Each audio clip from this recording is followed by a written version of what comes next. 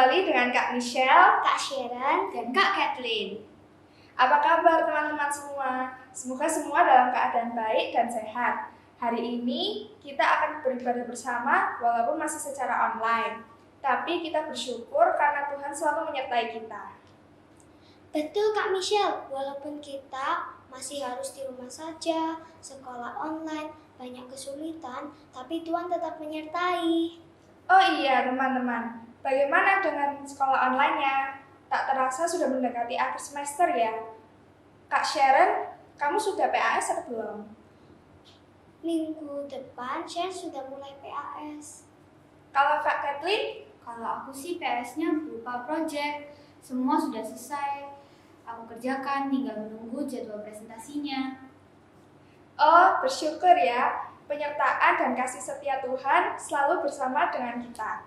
Kak Michelle yakin, kita semua di rumah juga pasti merasakan tuntunan dan kasih setia Tuhan setiap harinya.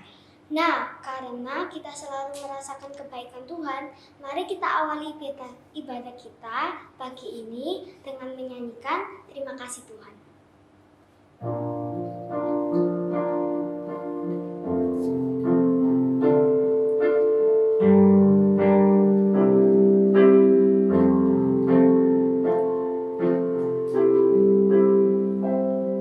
Terima kasih Tuhan untuk kasih setiamu yang ku alami dalam hidupku. Terima kasih Yesus untuk kebaikanmu sepanjang hidupku.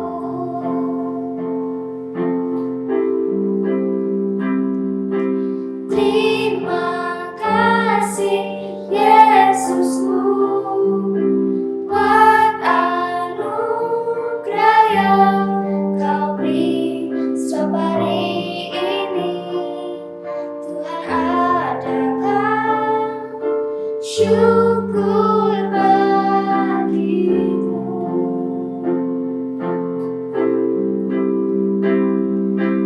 Terima kasih Yesusku buat anugerah yang Kau beri setiap hari ini. Tuhan adakan syukur bagimu. Wah, indah sekali ya pujiannya. Iya Kak Michelle. Nah, sebelum kita melanjutkan ibadah kita, yuk kita sama-sama berdoa memohon pimpinan Tuhan. Teman-teman, mari kita berdoa. Selamat pagi Tuhan, terima kasih sudah diberikan hari yang baru, terima kasih sudah diberikan istirahat yang cukup tadi malam. Sebentar lagi kami ingin memulai ibadah kami. Tolong berkati kami supaya bisa beribadah dengan sungguh-sungguh, dan juga tolong berkati Bu Dwi yang akan menyampaikan firman Tuhan. Terima kasih Tuhan, dalam nama Tuhan Yesus kami sudah berdoa dan mengucap syukur. Amin. Teman-teman, memang kita patut bersyukur karena Allah itu selalu baik bagi kita. Betul Kak Sharon, Allah itu luar biasa. Dia kuat dan berkuasa. Jadi, kita tidak perlu takut apapun yang harus kita hadapi saat ini, walaupun kita tidak bisa melihat apa yang akan terjadi di masa depan. Tapi, kita bisa selalu berserah kepadanya. Yuk teman-teman, kita bersama-sama menyanyikan Allah mana yang besar seperti Allah kita.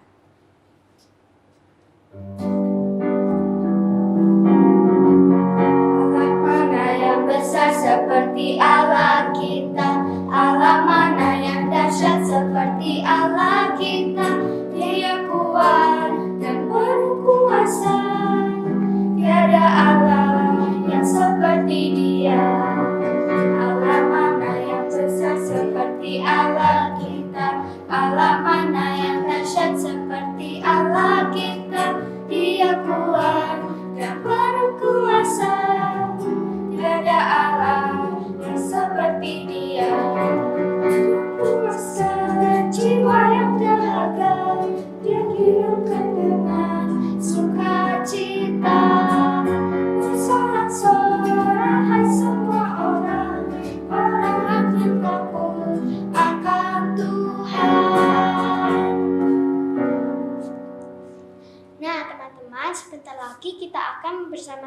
mendengarkan firman Tuhan.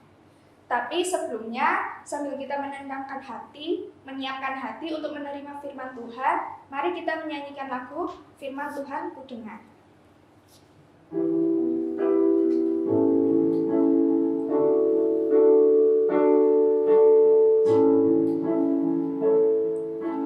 Firman Tuhan ku dengar, ku tanam di hatiku, ku ingin bertumbuh subur dan berbuah lebat. Yesus tolong padaku, ku ingin bertumbuh subur dan berbuah lebat. Yesus tolong padaku.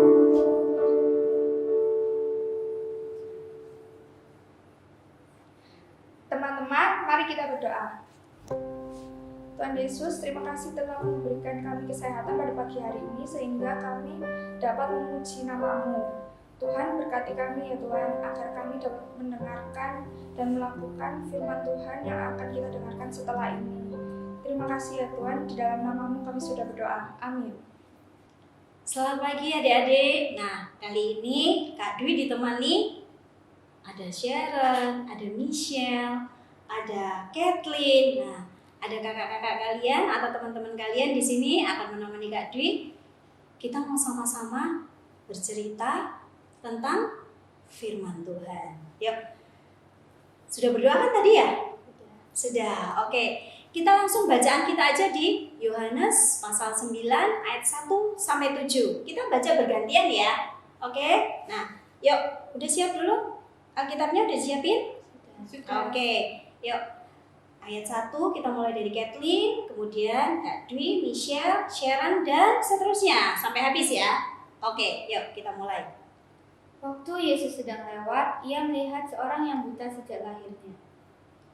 Murid-muridnya bertanya kepadanya, "Rabi, siapakah yang berbuat dosa? Orang ini sendiri atau orang tuanya, sehingga ia dilahirkan buta?" Jawab Yesus, bukan dia dan bukan juga orang tuanya, tetapi karena pekerjaan-pekerjaan Allah harus dinyatakan di dalam dia. Kita harus mengerjakan pekerjaan Dia yang mengutus aku selama masih siang. Akan datang malam di mana tidak ada seorang pun yang dapat bekerja. Selama aku di dalam dunia ini, akulah terang dunia. Setelah ia mengatakan semuanya itu, ia meludah ke tanah dan mengaduk ludahnya dengan tanah, lalu mengoleskannya pada mata orang buta tadi. Dan berkata kepadanya, "Pergilah, basuhlah dirimu dalam kolam Siloam." Siloam artinya yang diutus. Maka pergilah orang itu, ia membasuh dirinya sendiri, lalu kembali dengan matanya sudah melek. Nah, luar biasa ya kalau kita baca.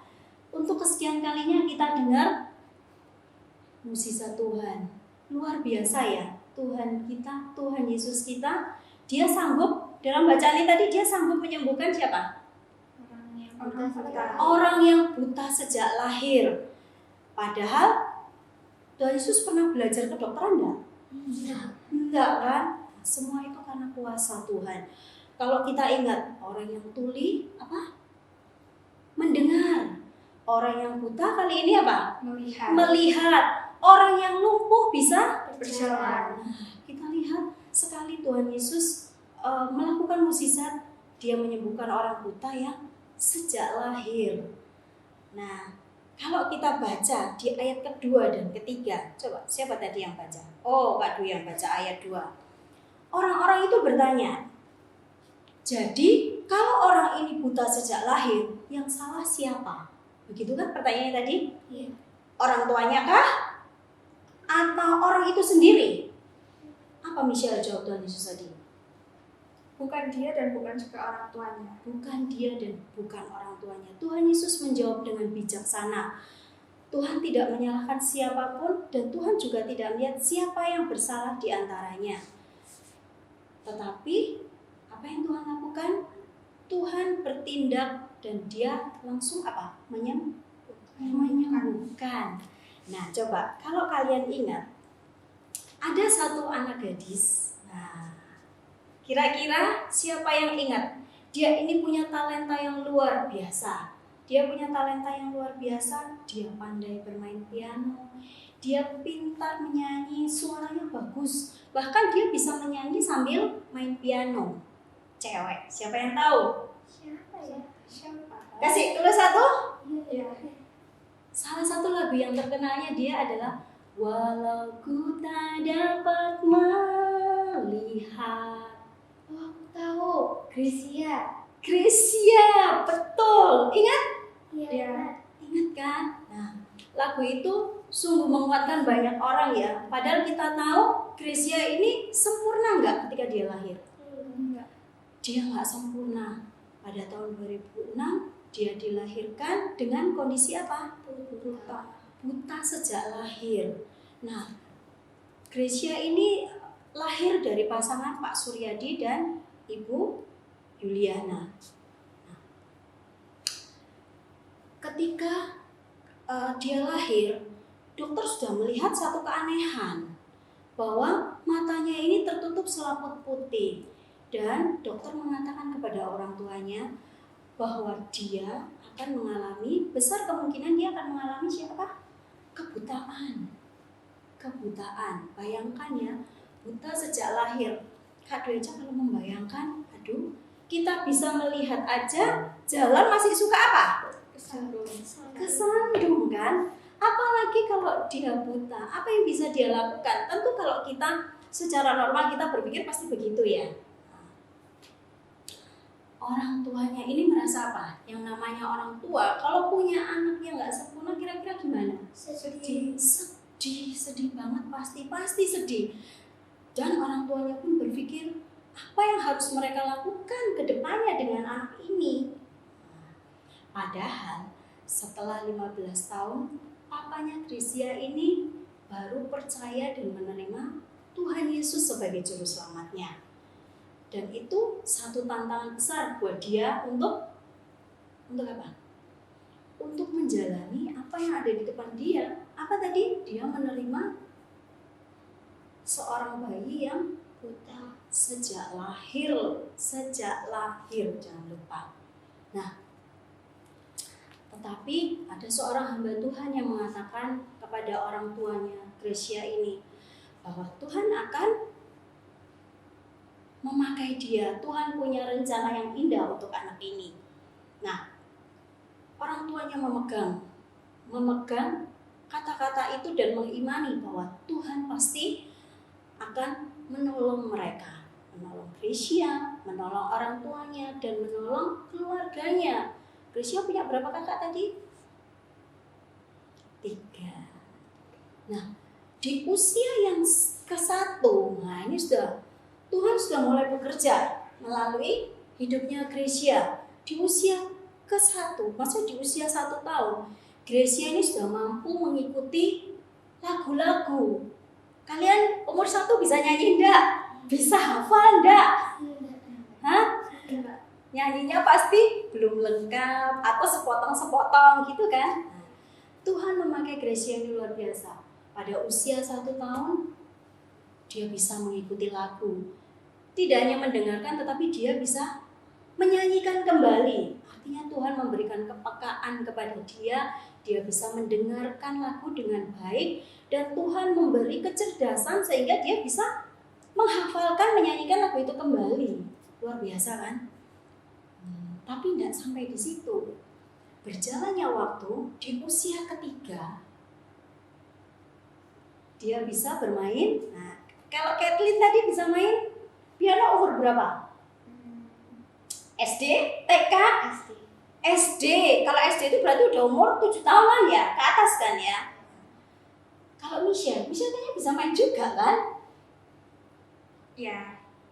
SD juga atau TK atau SMA, SD. SMP? Oh, SD. Sharon juga kan? Bisa main kan? SD juga. Nah, Gracia ini bisa memainkan piano di usia dia yang ke-3 tahun. Luar biasa ya. Jadi umur berapa tadi bisa nyanyi? 1. 1. Lalu Tuhan melengkapi dia di usia ke-3 dia bisa bermain piano. Kalian bayangkan, susah nggak kalian belajar piano? Coba Kak Dwi mau tanya, Kathleen, susah nggak kamu belajar? Susah. Susah banget pertama-tama itu. Susah ya? Michelle? Susah. Susah. Sharon? Susah. Susah. Padahal kalian dalam kondisi apa? Bisa melihat. Bisa melihat loh. Susah kan? Bayangkan Gracia kecil dengan kondisi dia tidak bisa melihat, dia bisa memainkan piano dengan bantuan orang-orang di sekitarnya. Apakah karena Gracia yang pintar? Sekali lagi kita ingat, Tuhan punya rencana yang indah buat siapa? Gracia. Gak sampai di situ loh. Di usia keempat, Gracia udah bisa menyanyikan lagu sekaligus bermain piano. Di antara kalian siapa yang bisa main sambil nyanyi? Ayo. Aku sih bisa, cuman ini barusan. Baru beberapa hari yang lalu. Oh, beberapa hari yang lalu bahkan ya. Oke. Michelle bisa? Dikit. Tapi bisa ya. Sharon? Mulai belajar. Nah, tapi Gracia ini di usia yang keempat dia udah lengkap. Dia bisa nyanyi sambil bermain piano. Dan orang tuanya dengan setia mendampingi dia untuk ikut dalam pelayanan. Dia melayani di gereja, dia melayani dimanapun dia bisa menjadi berkat. Nah, di situ kita lihat ternyata Tuhan punya rencana yang indah dan memang terbukti Tuhan tidak membiarkan Gracia kecil hanya sebagai anak buta, hanya sebagai anak yang buta, tetapi Tuhan memperlengkapi dia dengan apa? Dengan talenta yang luar biasa, sehingga dalam keterbatasan dia nggak bisa melihat, Gracia tetap bisa menjadi berkat untuk orang lain. Makanya setiap orang yang mendengarkan pujian dia, kemudian mendengarkan kesaksian dia ataupun kesaksian orang tuanya, orang lain merasa apa? Dikuatkan.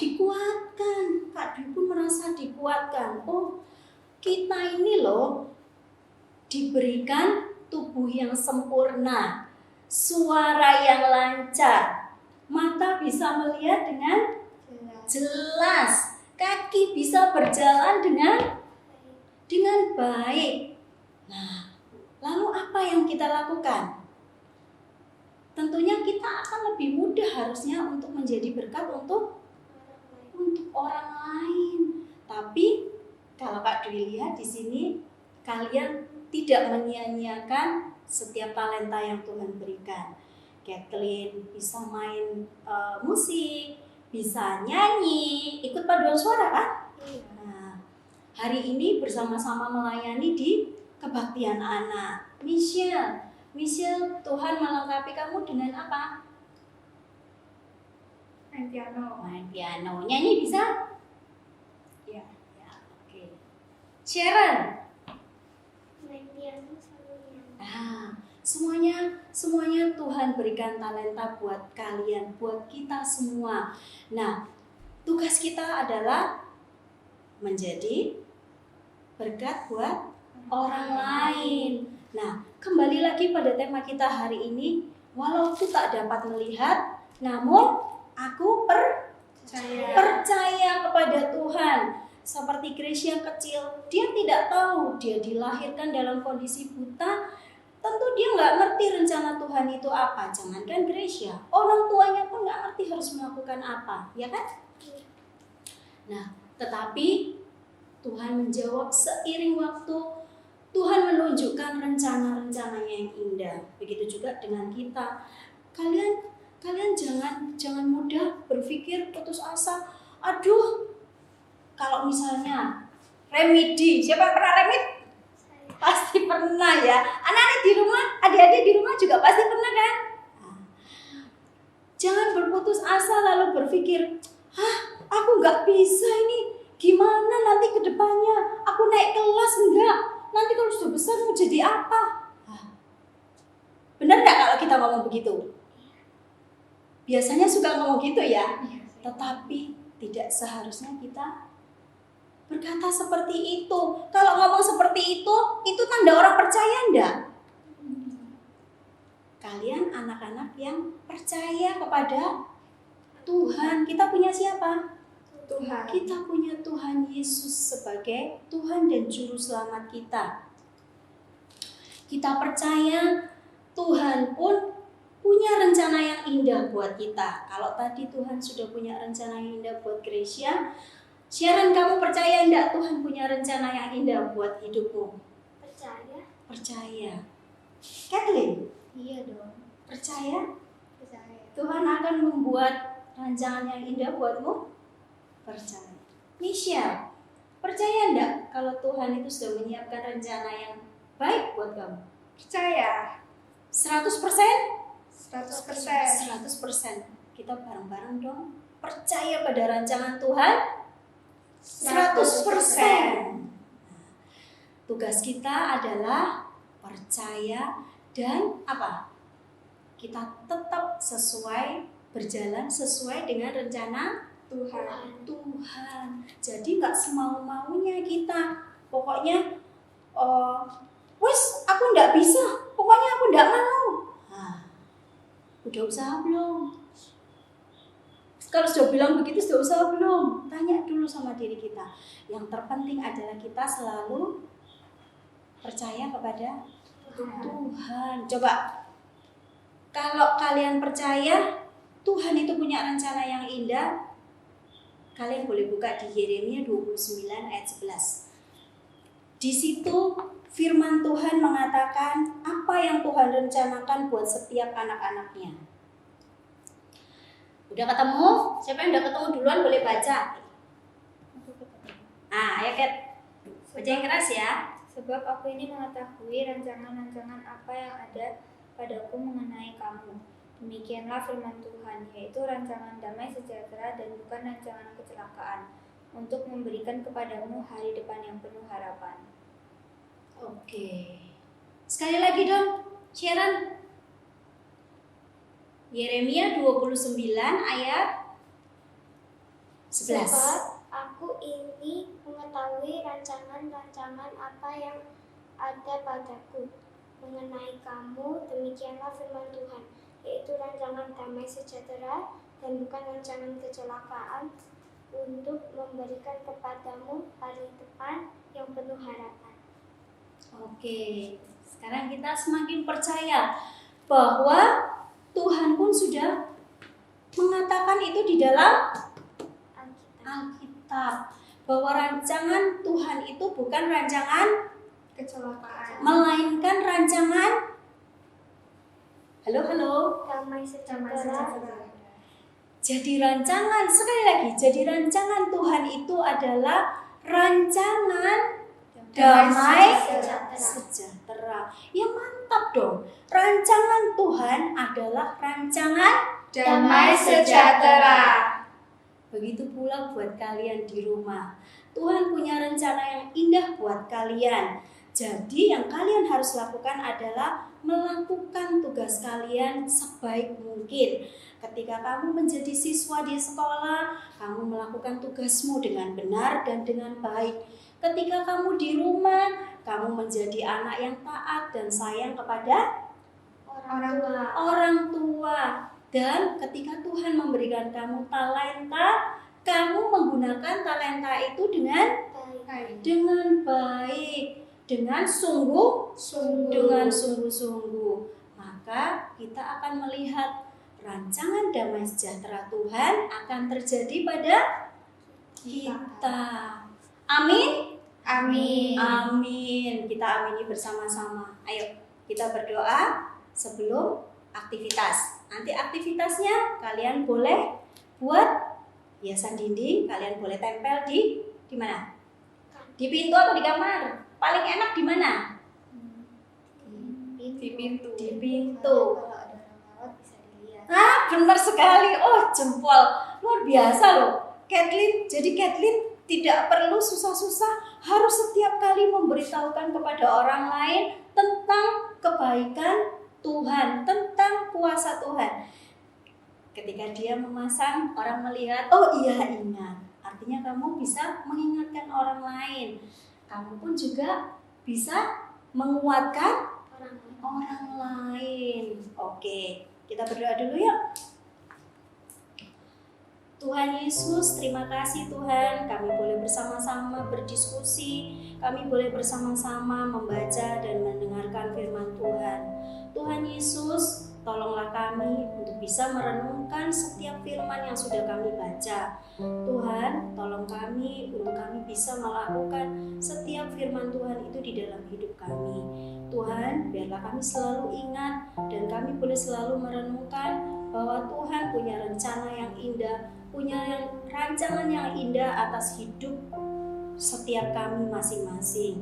Tuhan Yesus, terima kasih untuk cerita Krisya kecil yang menguatkan kami, yang mengingatkan kami bahwa kami punya Tuhan yang sanggup menolong kami, yang selalu menyertai kami. Terima kasih Tuhan Yesus, kami sudah berdoa dan mengucap syukur. Amin. Wah, Kak Michelle, Kak Kathleen, bagus ya cerita firman-nya. Betul, sungguh menguatkan. Iya teman-teman, memang kita tidak selalu mengerti, kita tidak selalu bisa melihat rencana Tuhan. Tapi karena Tuhan kita itu Tuhan yang baik dan luar biasa, kita bisa tetap percaya bahwa Tuhan pasti memberikan kita yang terbaik. Nah, sebelum kita menutup ibadah kita hari ini, sebelum kita berdoa, kita pujikan satu lagu yang mengingatkan kita cerita firman Tuhan hari ini. Apa? Walau ku tak dapat melihat. Oke, yuk.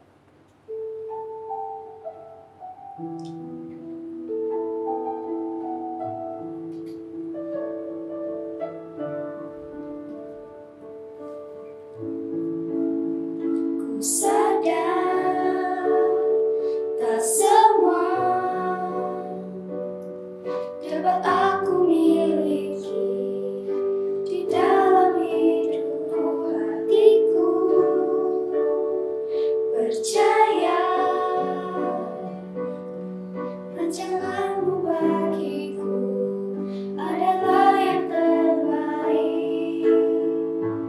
Walau ku tak dapat melihat semua rencanamu Tuhan, namun hatiku tetap memandang padamu.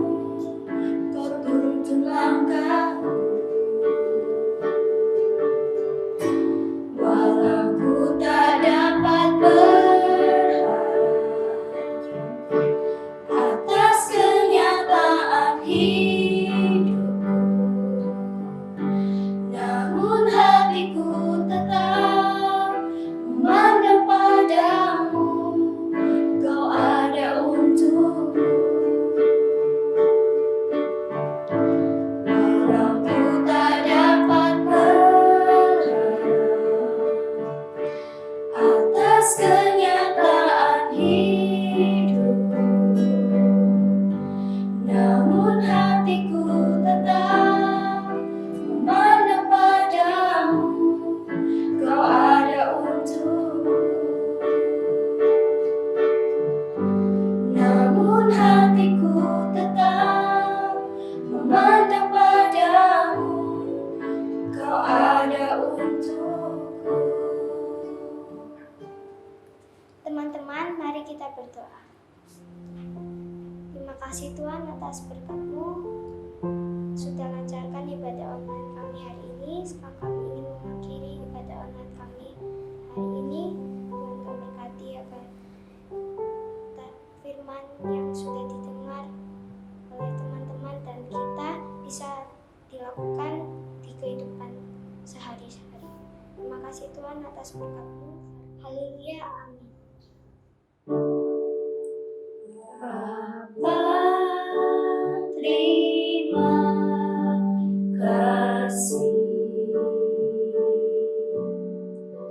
Bapa, terima kasih.